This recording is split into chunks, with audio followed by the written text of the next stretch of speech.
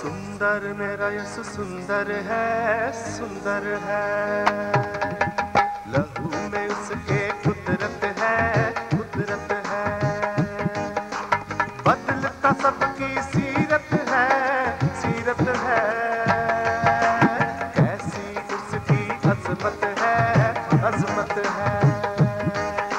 सुंदर मेरा यसु सुंदर है, सुंदर है।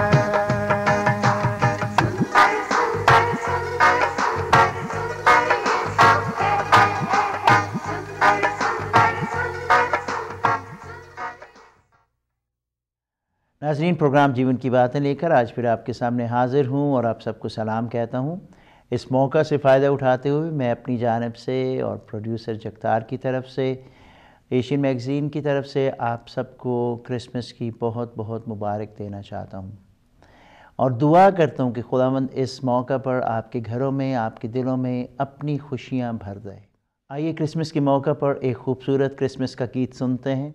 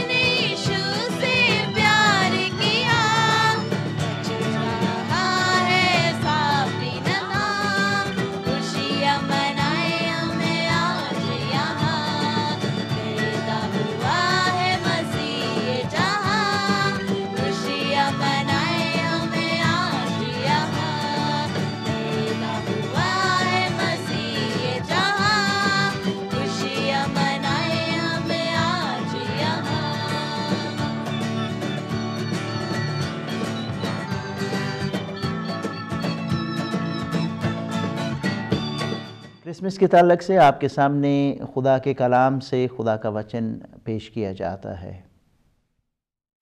खुदा उनके मुक़द्दस कलाम में से लूका की मार्फत लिखा गया अंजीली बयान, उसका 2 बाब और उसकी 8वीं आयत से 20वीं आयत के आखिर तक।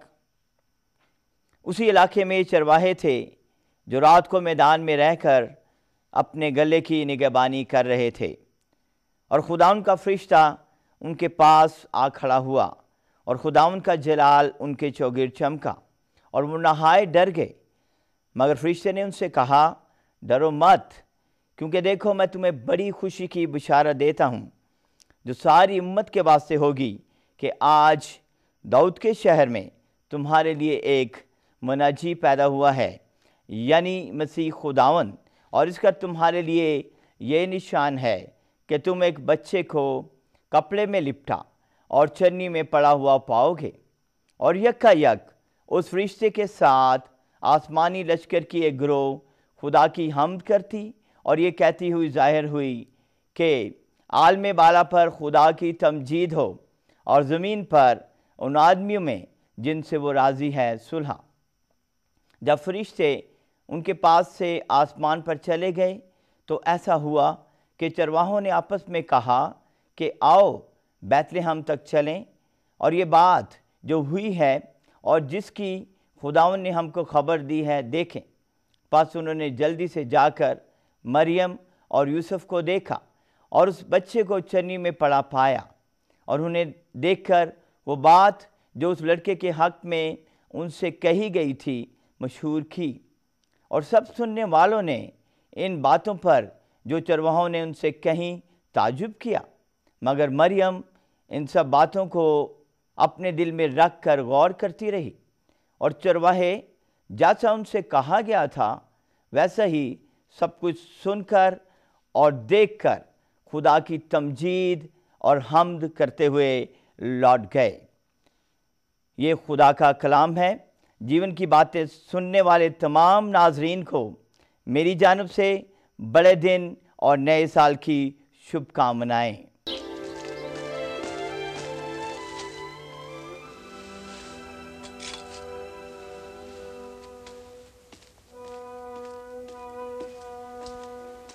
खौफ न कर मरियम, खुदा की तरफ से तुझ पर फजल हुआ है। देख तू हामला होगी और बेटा जनेगी, उसका नाम यसू रखना। ये कैसे होगा? मैं तो कंवारी हूँ। रूहुल कुद्स तुझ पर नाजिल होगा और इसी सबब वो मौलूद मुक़द्दस खुदा का बेटा कहलाएगा और उसकी सल्तनत का आखिर ना होगा। और मरियम यहूदिया के शहर अपनी रिश्तेदार इलिशबा को मिलने गई। वो भी मोजिज़ाना तौर पर हामला थी। इलिशबा, मरियम, मेरी बहन मरियम, तू सब औरतों में मुबारक है। मुबारक है वो बच्चा जो तुझसे पैदा होगा। जो ही मैंने तुम्हारे सलाम की आवाज सुनी, बच्चा मारे खुशी के पेट में उछल पड़ा। मेरी जान खुदावंद की बड़ाई करती है और मेरी रूह मेरे मुनज्जी खुदा से खुश हुई। अब से लेकर हर ज़माने के लोग मुझे मुबारक कहेंगे।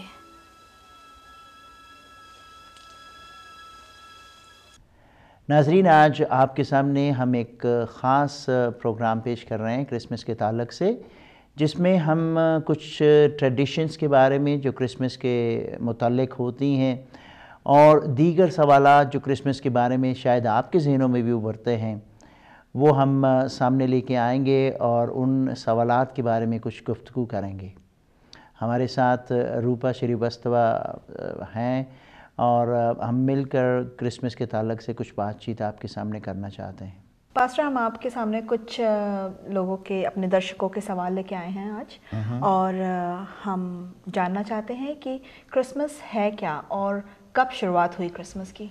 ऑलराइट, अगर हम तारीख़ में चलें तो नाज़रीन हमें पता चलता है कि 353 AD में 353 AD में पोप जूलियस ने इसको एक ऐसा त्यौहार का नाम दिया कि 25 दिसंबर को ये त्यौहार मनाया जाए, क्योंकि इससे पहले एक्चुअली देखें 3 सदी हो गई लेकिन Christians were not really worried about that. लेकिन तकरीबन 4वीं सदी में आकर इस बात को शुरू किया गया और पोप जूलियस ने इसको ऑफिशियली स्टार्ट किया। तो आपने फिर बात की कि कैसे लोग इसको अब सेलिब्रेट कर रहे हैं। या अक्सर लोग बस यही समझते हैं कि क्रिसमस एक फेस्टिवल है ना, और एक त्यौहार की तरीके से वो जो जानते हैं कि जैसे पार्टीज में जाना, गिफ्ट एक्सचेंज करना, इस kind of like a western holiday. तो इसके पीछे रहस्य क्या है, इसका राज क्या है, आप बताइए। इससे भी अगर हम थोड़ा सा पीछे चले जाएं ना, तो क्रिसमस से पहले एक और त्यौहार हुआ करता था, वो SUN यानी सूरज देवता के नाम से। सो पेगन रिलीजन में तामूज़ और बाल ये देवता के नाम थे, जिनके सेलिब्रेशन, जिनकी याद में वो ये मनाया करते थे। लेकिन जब क्रिश्चियनिटी आती है और फिर लोग इस फंक्शन को या फेस्टिवल को मनाना चाहते हैं, तो पोप जूलियस ने फिर कहा कि चलें 25 दिसंबर रख दी जाएगी 353 AD में, कि ये फिर दिन मनाया जाए जब हम याद करेंगे कि खुदावंद प्रभु यीशु मसीह जो हैं इस दुनिया में आए मुक्तिदाता बन के, हम सब के लिए नजात दहिंदा बनकर, और उस वक्त से लेकर आज तक ये मनाया जा रहा है। लेकिन हम देखते हैं कि इसने कुछ एक और रंग ले लिया, ख़ासकर वेस्टर्न कंट्रीज़ में हम देखते हैं, because I think lot of commercialisation has entered in. तो आपने जैसा भी कहा कि 25 दिसंबर ये एक डेट हमने चूज़ कर ली, तो क्या ये जीसस के बर्थ की डेट है, और या फिर ये क्यों हम सिर्फ 25 दिसंबर? हाँ, या इट डजंट मैटर एक्चुअली, क्योंकि इसके बारे में भी बहुत से लोगों के ना मुख्तलिफ नज़रियात हैं कि क्या वाकई 25 दिसंबर था। हाँ, लेकिन बॉटम लाइन क्या है, बेसिकली कुछ लोगों ने ना इस तरह हिसाब तब लगाया कि अगर प्रभु यीशु मसीह 25 मार्च को कंसीव हुए, अच्छा, spring time, people have different ways of putting it together, तो फिर 9 महीने कब होंगे, वो दिसंबर 25 में आके हो जाएंगे। But I mean they are kind of thoughts, philosophies, और people put some ideologies there, उन्होंने वर्कआउट करके तो हिसाब तब लगाया है। लेकिन इट डजंट मैटर एक्चुअली अगर वो 25 दिसंबर है या नहीं है।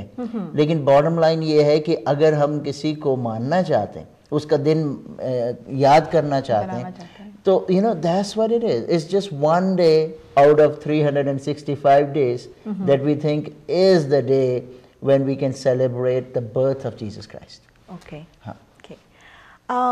एक और सवाल किसी ने उठाया था कि क्रिसमस का लाल और हरे रंग से क्या ताल्लुक है? Okay, yeah. ये भी एक है, क्योंकि हमेशा हम क्रिसमस में देखते हैं कि अधिकतर देखा जाता है सजावट की जाती है, उसमें दिखाया जाता है हरा रंग है और लाल रंग है हर जगह, decorations with the green plants and trees and red flowers. So आप इसके बारे में कुछ बताना चाहेंगे हमारे दर्शकों को?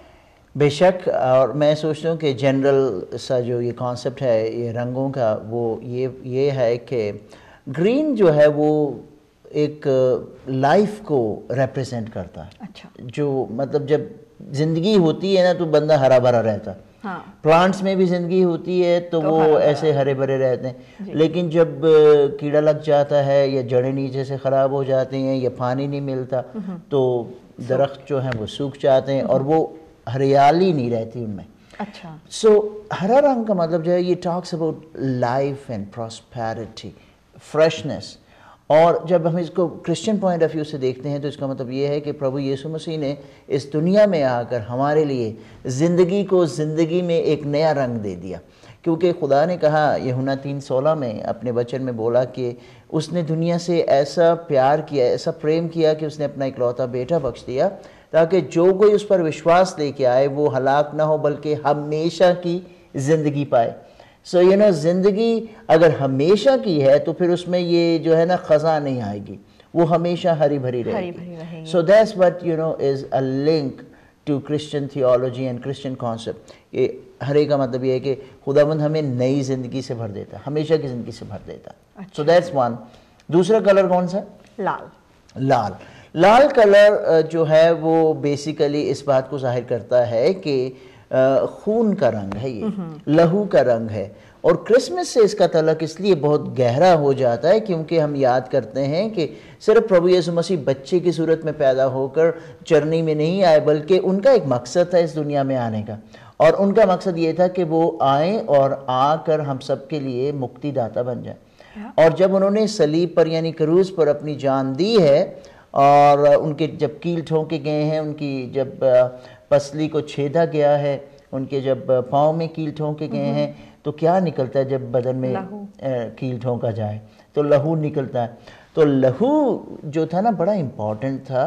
पुराने अहदनामे में भी दीगर मज़ाहब में भी हम देखते हैं कुर्बानी जो थी ना बहुत इम्पॉर्टेंट थी। अच्छा। अपने पापों के क्षमा होने के लिए। उसके बगैर कहते कि आपको मुआफ़ी मिल नहीं सकती जब तक आप कुर्बानी यानी खून लेके नहीं आते।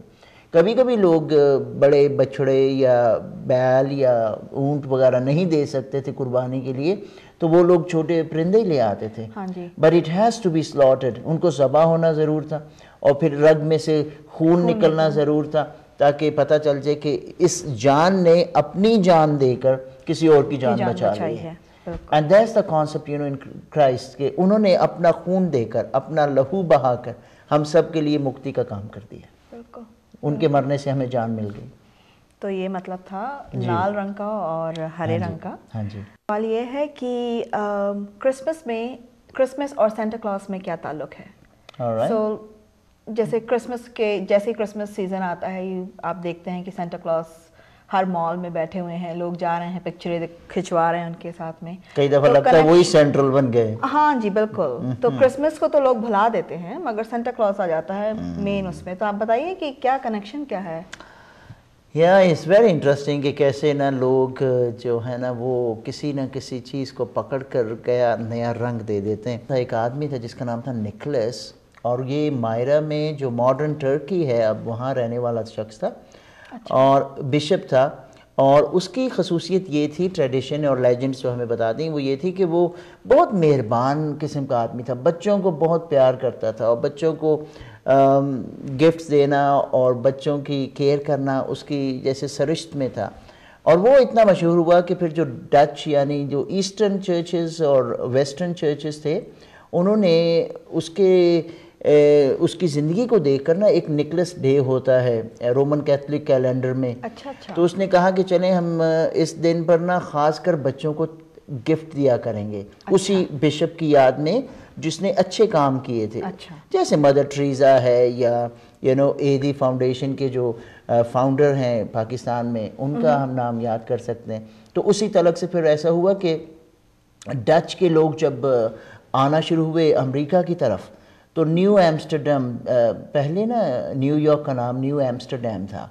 अच्छा। तो जब ब्रिटिश कॉलोनी आई तो फिर उन्होंने न्यूयॉर्क रख दिया। अच्छा। तो वहाँ पर ये लोग आए, जब सेटल हुए हैं तो वहाँ पर इन्होंने फिर इसको ना ऐसे रवाज दे दिया कि सेंटा जो था ना उसकी खसूसियत थी कि वो लोगों को आकर गिफ्ट दिया करता था। और हमारी जो वेस्टर्न सोसाइटी है, जो कमर्शियल वर्ल्ड है, उन्होंने क्या किया है कि इसी बात को लेकर अब देखें वो इतनी बड़ी कमर्शियल ये इंडस्ट्री है कि गिफ्ट्स एक्सचेंज और parties and so much money spent on it.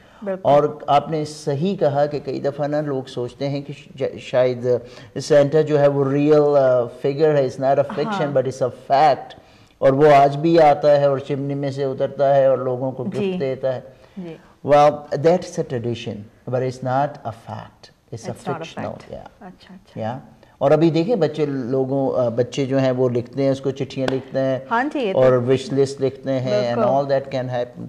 लेकिन ये मैं सिर्फ यही कहना चाहता हूँ कि वेस्टर्न सोसाइटी ने ना इसको बहुत ज़्यादा एक्सटेंड कर दिया, स्ट्रेच कर दिया, और जो कारोबारी लोग हैं उन्होंने उसको अपने कारोबार के लिए इस्तेमाल किया। बिल्कुल, क्योंकि बच्चे तो वाकई में अब इतनी बड़ी बड़ी लिस्ट बनाते हैं आजकल, और सोचते हैं कि वही आकर उनको दे देगा और सेंटा क्लॉज ही लेके आएगा। तो ये बिल्कुल सही नहीं है। ये क्रिश्चियन पॉइंट ऑफ व्यू से, मतलब बिब्लिकल पॉइंट ऑफ व्यू से इसका कोई ताल्लुक नहीं, सिर्फ लेजेंडरी है और अब कमर्शलाइज हो गया। अब तो बहुत ज़्यादा कमर्शलाइज हो गया है।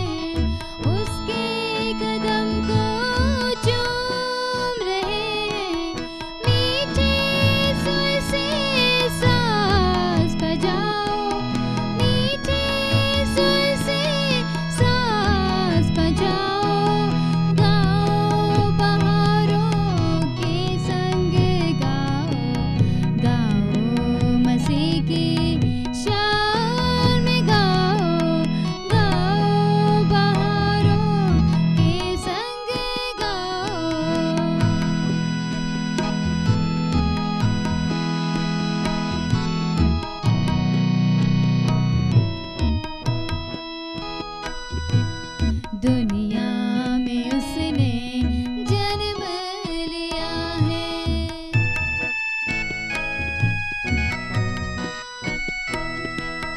दुनिया में उसने जन्म लिया है। सारे जहां पे कर्म किया है। सारे जहां पे कर्म किया है। प्यार में उसके गीत सुनाओ। प्यार में उसके गीत सुनाओ। गाओ बहारों के संग गाओ। गाओ मसीह की शान में गाओ। गाओ बहारों के संग गाओ।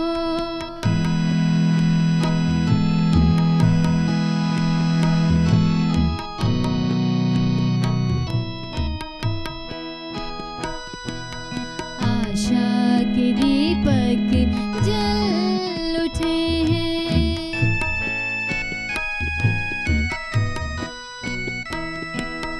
आशा के दीपक जल उठे हैं। हर सू चमन में फूल खिले हैं। हर सू चमन में फूल खिले हैं। राह में उसके नैन बिछाओ। राह में उसके नैन बिछाओ। गाओ बहारों के संग गाओ। गाओ मसीह की शान में गाओ। गाओ बहारों के संग गाओ। गाओ मसीह की शान में गाओ। गाओ बहारों